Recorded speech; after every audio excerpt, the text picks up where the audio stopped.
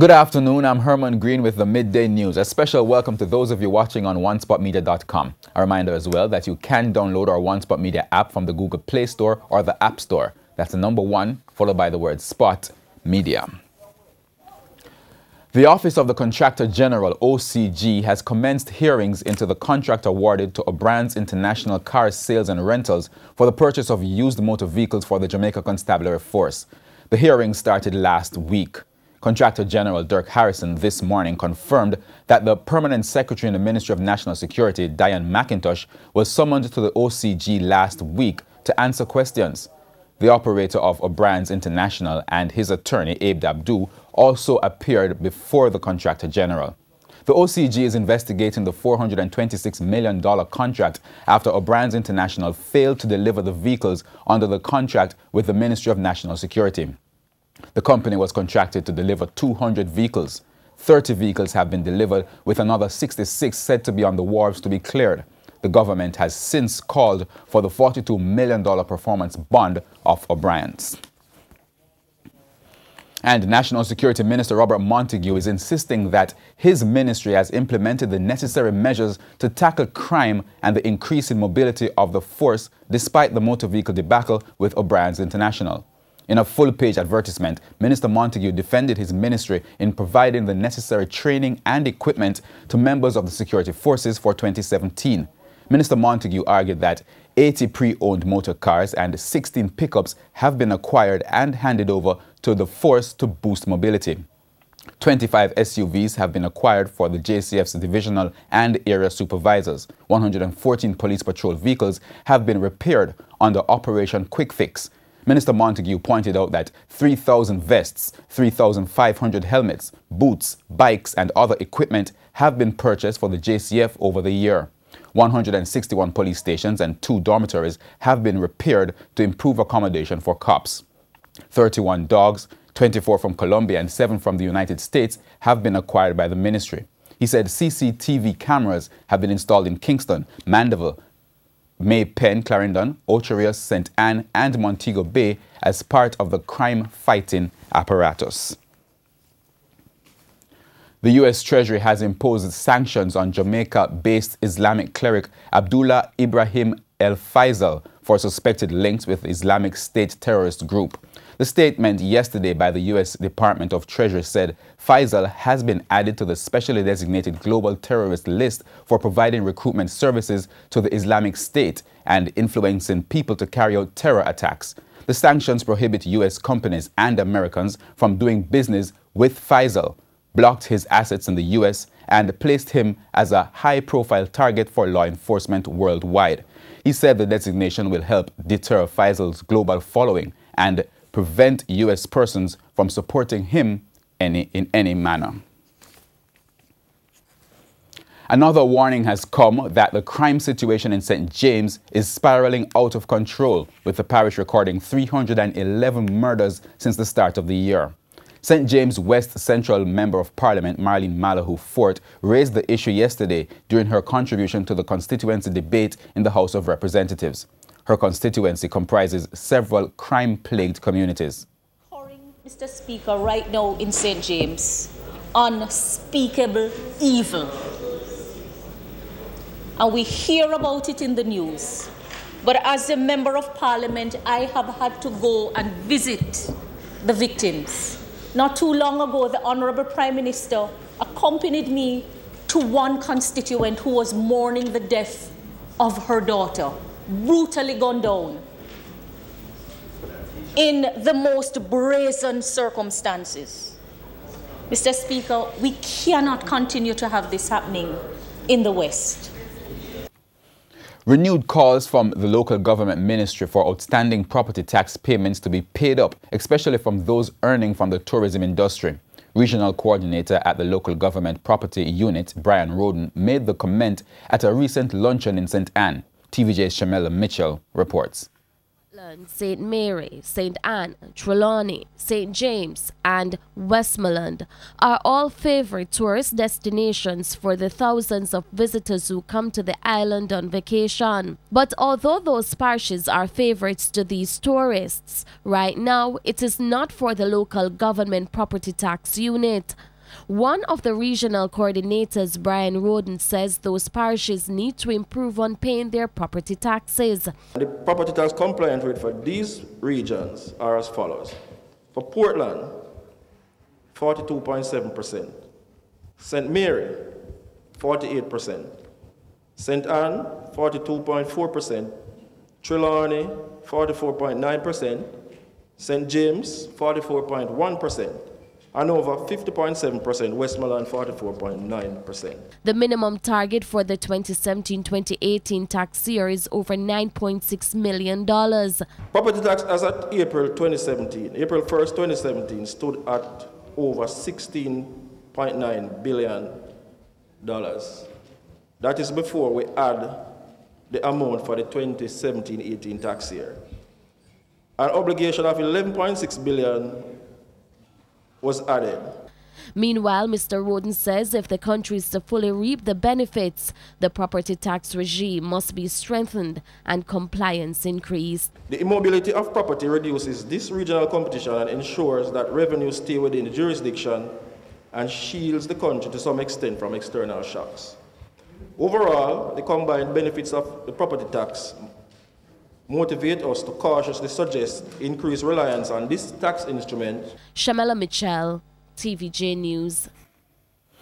Opposition leader Dr. Peter Phillips yesterday moved a motion asking the government to delay the implementation of the National Identification System, NIDS. Dr. Phillips, in tabling the motion, pointed to the 268 amendments made to the bill in both the House and the Senate, as well as a petition signed by 65,000 Jamaicans calling for consultation. The Minister said that he is prepared to have further discussion on the matter. Be it resolved that the National Identification and Registration Act 2017 not take effect immediately, and that a special parliamentary committee be established to allow for the fullest consultations with the public and all interested stakeholders alongside the required regulations relating to critical operational issues of the National Identification System. Motorists of Santa Cruz and St. Elizabeth are raising concerns about the deplorable condition of the roads in the area. They say the state of the road is a cause for concern, especially with the Christmas season right around the corner.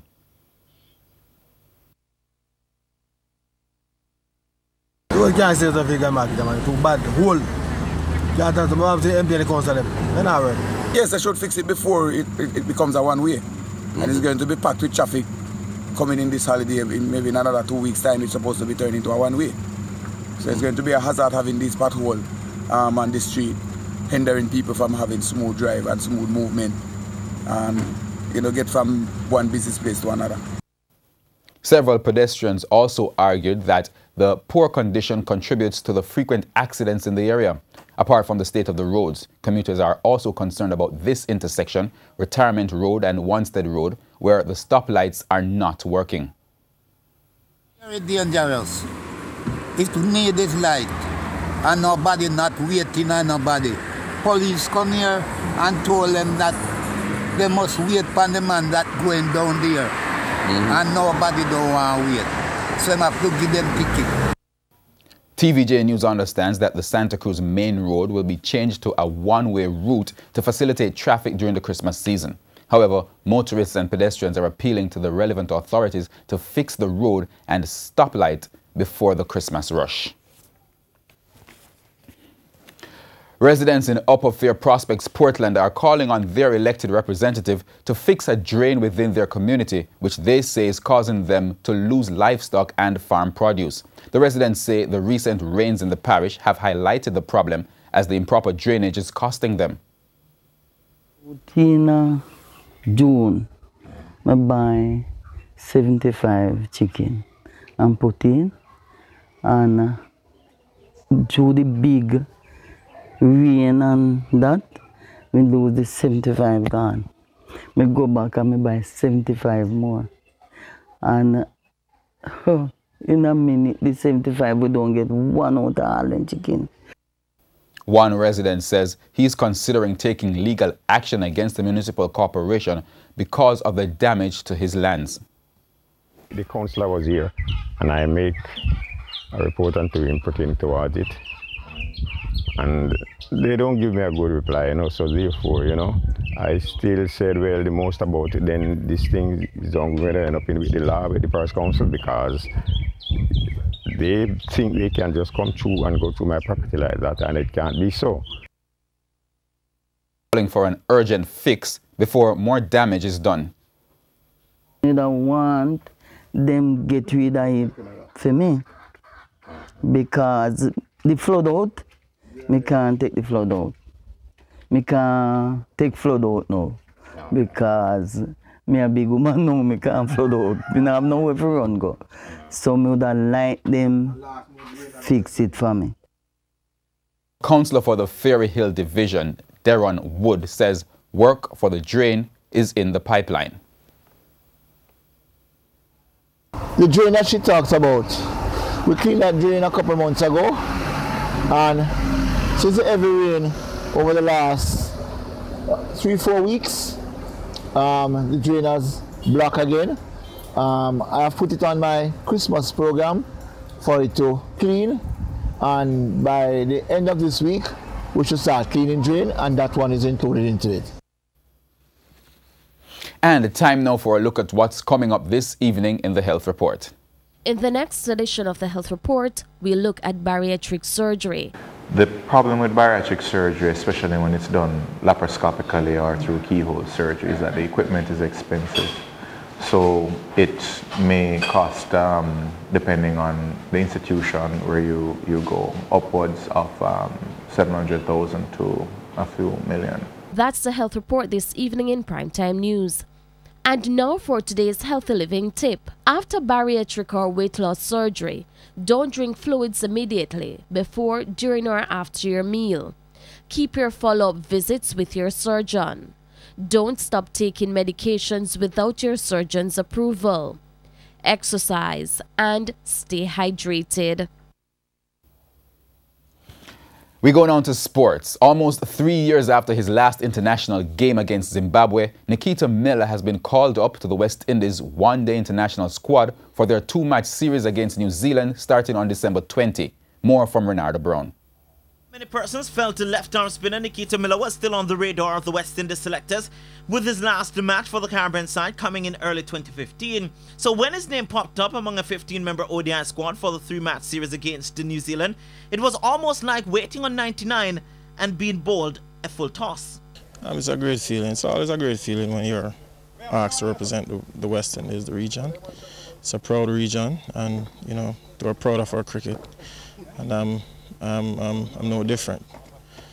Looking forward to the challenge. We'll go to New Zealand. It's always difficult to play against New Zealand in New Zealand. But whatever I'm asked to do, whatever job I'm asked to do, I'm prepared and ready to do so. But while Miller's call could be seen as a delayed reaction by the West Indies selectors, Jamaica Scorpions coach Robert Samuels feels that with 2 years out of international cricket, readjusting could be difficult. It's going to be very difficult, but the beauty about Nikita Miller is that he's a consummate hard worker. He comes in, he does what he has to do, and he makes it look easy. But he works very hard at his game, and he does what he does every single day, doing the same thing over and over, and he has mastered his craft. So it is difficult not to be in international cricket, away from it so long, and then to be called up. But he does what he does, and he's going to down there, and he's going to do what Nikita does. But while an ODI call is what Miller is getting, there is a feeling the long version could suit him more.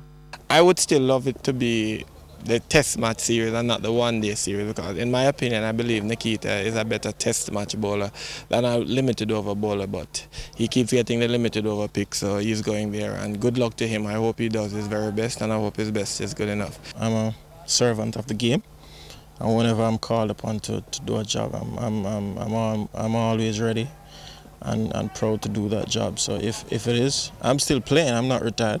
So if I'm asked to do that job at test level, I'm a big believer in test cricket. I love test cricket, and you know, I'd really love to play, but if I don't get the opportunity, I'll still support the team. Miller is one of 4 Jamaicans in the West Indies ODI squad, joining Chris Gale, Rothman Powell and Marlon Samuels. The Jason Holder-led team also includes Jace Mohammed, Sunil Ambrose, Ronsford Beaton, Shannon Gabriel, Carl Hope, Shea Hope, Alzari Joseph, Evan Lewis, Ashley Nurse and Kesrick Williams. Bernardo Brown for TVJ Sports. And that wraps up the midday news. I'm Herman Green. Join us at 7 for Prime Time News. On behalf of the news, sports, and production teams, good afternoon.